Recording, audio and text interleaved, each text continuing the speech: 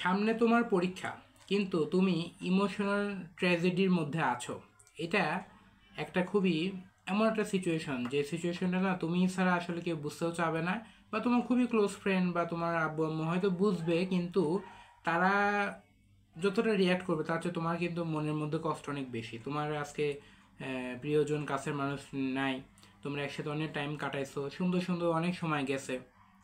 তারপরে তোমরা ভালো সময় কাটাইছো, মেসেঞ্জারে চ্যাট করছো, হোয়াটসঅ্যাপে কথা বলছো।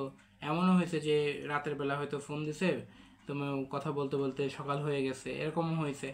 আবার খুব সুন্দর সুন্দর সময় কাটাইছো, অনেক ভালো মুহূর্ত আছে, একসাথে ছবি তুলছো, একসাথে বিভিন্ন জায়গায় ঘুরতে গেছো, কিন্তু আজকে সে পাশে নাই। এমন সময় তোমার সিলেবাস অবস্থা ভালো না এবং সামনে পরীক্ষা। তো এখন তুমি হতাশার মধ্যে আছো।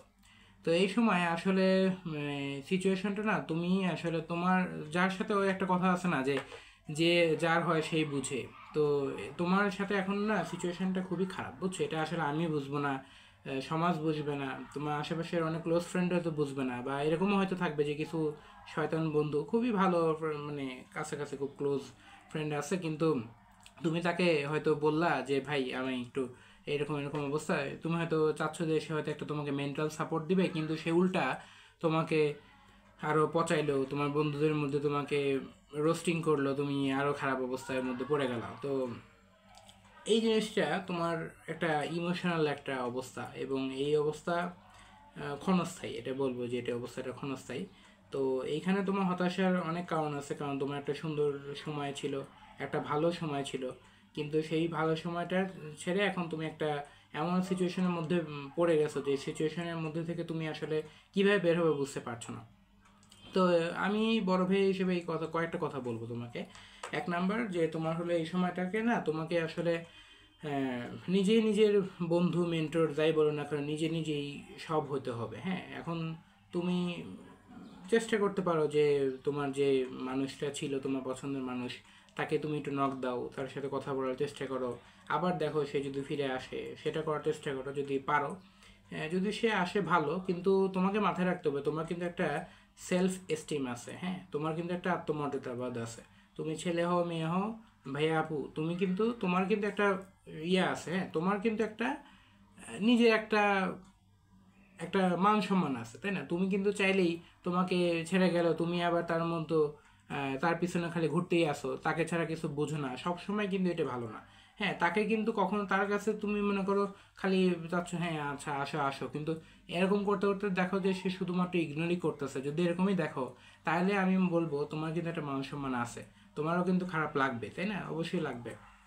তো এই ক্ষেত্রে তোমার এখান থেকে তাকে ছেড়ে তোমাকে নিজেই তোমার নিজের পথটাকে মসৃণ করতে হবে। এখন এরকম সিচুয়েশনের মধ্যে পরীক্ষা দেওয়াটা না খুব কঠিন হয়ে যায়। হ্যাঁ, কারণ এটা বারবারই মনে পড়ে। ধরে নাও যে ভাত খেতে বসছি, মনে পড়লো। আবার ধরে নাও যে মনে করো সকালবেলা ঘুম থেকে উঠছি, মনে পড়তেছে। রাতে ঘুমাতে যাব, দেখালো ওই মেসেজ দিচ্ছিল, ওই কথাগুলো মনে পড়বে। পড়তে বসবো, মনে পড়বে। বাইরে হয়তো হাঁটতে যাচ্ছি, কোনো একটা জায়গায় তাকালাম, সেই যে তাকালে ওই জায়গাটা মনে পড়বে, ওই জায়গাটায় তো আমরা একসাথে আসছিলাম, তো এরকম মনে পড়ে।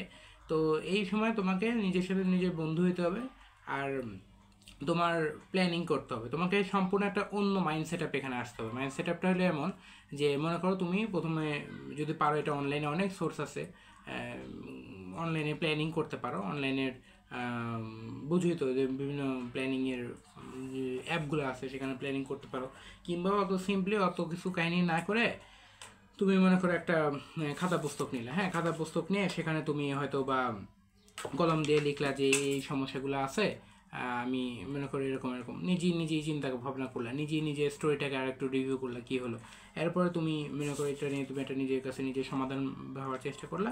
এরপরে তোমার ধরে নাও যে কথার কথা আজকে হলো 4 তারিখ, তোমার হলো ধরে নাও যে 12 তারিখে তোমার একটা এক্সাম আছে, এবং খুব গুরুত্বপূর্ণ এক্সাম। তো তুমি ধরে নাও আজকে 4 তারিখে এরকম একটা সিচুয়েশনের মধ্যে আসো, 4 5 6 7 পর্যন্ত তোমার একটা খারাপ সিচুয়েশন গেল। তুমি এই সময় নিজের সাথে নিজেই একটা কথা বলার চেষ্টা করো, নিজেই নিজেকে বোঝানোর চেষ্টা করো যে আসলে এই জিনিসটা কীভাবে হলো, কী হলে ভালো হতো, আমার ভুল কতটুকু, তার ভুল কতটুকু, এরকম একটা চিন্তা ভাবনা করে নিজের মান সম্মানটাকে ঠিক রেখে একটা নিজেকে একটা মনে করো কি, যে ধরে নাও যে আমরা যখন মনে করো আমাদের ছোটোবেলায় যখন মা বাবা হয়তো গাইড দিয়ে বলতো বাবা এটা আর ভাবিস না, থাক, যা হওয়ার হয়েছে।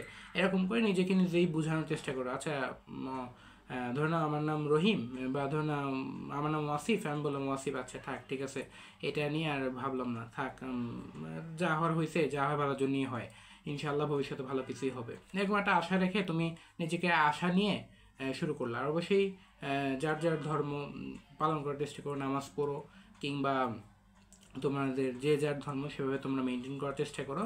আর তোমাকে অবশ্যই প্ল্যানিং বানাইতে হবে এই সময়, বুঝছো, যে তুমি আসলে কিভাবে করবা। ধরে নাও যে 7 তারিখ পর্যন্ত তোমার একটা এরকম করে একটা মন খারাপই গেল আর কি, পড়তে পারলা না, তো ধরে নাও একটু টাইম নিলা, ঘুরতে গেলা, একটু নিজে নিজে একাই হাঁটে আসলা, ধরে নাও যে একটু হাঁটতে গেলা, হেঁটে আসলাম, কিংবা নিজের সাথে নিজেই একটা চিন্তা ভাবনা করলা। কিন্তু কখনোই কখনোই সুইসাইডাল অ্যাটেম্প্ট বা অন্য কোনো কিছু করা যাবে না, এই ধরনের রিস্কি কিছু করা যাবে না ভাই। দেখো, তুমি একজনের জন্য জীবন দিয়ে দিচ্ছ, এরকমও হইতে পারে, তাই না, যে 5-6 মাস পরে সে তোমাকে ছেড়ে অন্য কাউকে ধরলো, ধরতেই পারে।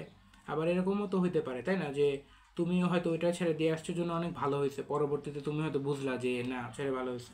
একটা কথা মাথায় রাখবা, যে তুমি হয়তো একটা এখন হয়তো তোমার একটা রিলেশন ব্রেকআপ হওয়ার পরে অনেক খারাপ লাগতেছে, কিন্তু তুমি যদি তার জন্য জীবনটা শেষ করে ফেলো, তোমার সাথে আরও কানেক্টেড যে তোমার বাবা মা থেকে শুরু করে তোমার ফ্রেন্ড সার্কেল অনেক কিছু আছে, তুমি যদি না থাকো অনেক কিছু চেঞ্জ হয়ে যাবে। হ্যাঁ, তুমি এখন যেখানে আসো, তোমার পিছনে মনে করো যে তুমি আজকে ধরে নাও যে কলেজে পড়াশোনা করতে করতে মনে করো যে আর কয়েক মাস পর পরীক্ষা, তুমি একবার চিন্তা করে দেখো, কলেজে ফার্স্ট ইয়ার থেকে এই মোটামুটি 8-9 মাস 1 বছর পড়াশোনা করছি, এত টাকা পয়সা গেছে, এই কার টাকা পয়সা কি তুমি তোমার বন্ধু ভাইয়া দিছে, বা তোমার এই গার্লফ্রেন্ড দিছিল, বা তোমার বয়ফ্রেন্ড দিছে? দেয় নাই, কিন্তু তোমার বাবা বাবা মাই কিন্তু পাঠাইছে, তাই না? তুমি সেই টাকা দিয়ে পড়াশোনা করছো, এতদিন ধরে তুমি একটা কষ্ট করে পড়াশোনা করছো, স্কুল পাশ করে কলেজে আসছো, কয়েকদিন পর এইচএসসি পরীক্ষা সামনে, তোমার সামনে ইঞ্জিনিয়ারিং পড়াশোনা করার সুযোগ আছে, মেডিকেল পড়ার সুযোগ আছে, ভার্সিটি পড়ার সুযোগ আছে, ভালো সাবজেক্ট নিয়ে পড়ার সুযোগ আছে, এত ভালো কিছু আছে সামনে তোমার। কেন তুমি এই চিন্তাটা করতেছো যে শেষ হয়ে যাবা, তাই না? তুমি যদি আল্লাহ না করুক আজকে কোনো কিছু অঘটন ঘটাও, এটার জন্য কিন্তু দায়ী তুমিই থাকবা ভবিষ্যতে। কিন্তু তুমি যখন তোমার আত্মীয় স্বজন, আল্লাহ না করুক তুমি যদি না থাকো, তাহলে তোমার আত্মীয় স্বজনরাই কিন্তু বলবে যে জানিস অমুকের ছেলে কিন্তু বা অমুকের মেয়ে কিন্তু এরকম করে সুইসাইড করছিল, ফ্যামিলি মনে হয় ভালো না, তো এরকম বলবে। তোমার মা বাবাই কিন্তু আরও ছোট হবে আর কি, তুমি কিন্তু হয়তো থাকবা না, তখন এটাই হবে। তোমার পিছনে এত টাকা পয়সা এত ইনভেস্ট গেল, এটা কিন্তু টোটাল জলে চলে যাবে। তারা কি টাকা দিয়ে তারা ভালো থাকতে পারতো না? তো আব্বু আম্মু কি ভালো থাকতে পারতো না? অবশ্যই পারতো, কিন্তু তারা করেনি। তোমার দায়িত্ববোধ আছে, অবশ্যই এটা সত্যি, এই সময়টা খুবই খারাপ যাচ্ছে তোমার। তুমি এই সময়টাকে নিজের প্রতি নিজে টাইম দাও। তোমার গুরুত্ব আছে না? তোমার গুরুত্ব আছে, তুমি নিজেকে টাইম দাও, তুমি নিজে ভালো থাকো আগে। তুমি নিজেকে ভালো থাকার চেষ্টা করো, নিজে এনজয় করো। অনেক কিছুর মাধ্যমে এনজয় করা যায়, খুব ছোট ছোট জিনিসেও এনজয় করা যায়। করার চেষ্টা করো। সামনে পরীক্ষা আছে, পরীক্ষার জন্য একটা নিজের প্ল্যানিং সেট আপ রেডি করো, ইনশাল্লাহ তোমরা ভালো করতে পারবা। হ্যাঁ, আর যদি কোনো সমস্যা লাগে এইখানে ভিডিও কমেন্টে জানাও, আমি ইনশাল্লাহ হেল্প করার চেষ্টা করবো। সময় পেলে অবশ্যই মেসেজ রিপ্লাই দিব, কারণ তোমরা অবশ্যই অনেক টেনশনে আসো, আমি এটা অবশ্যই বোঝার চেষ্টা করবো, অবশ্যই বোঝা উচিত, তোমরা অনেক টেনশনে আসো। ইনশাল্লাহ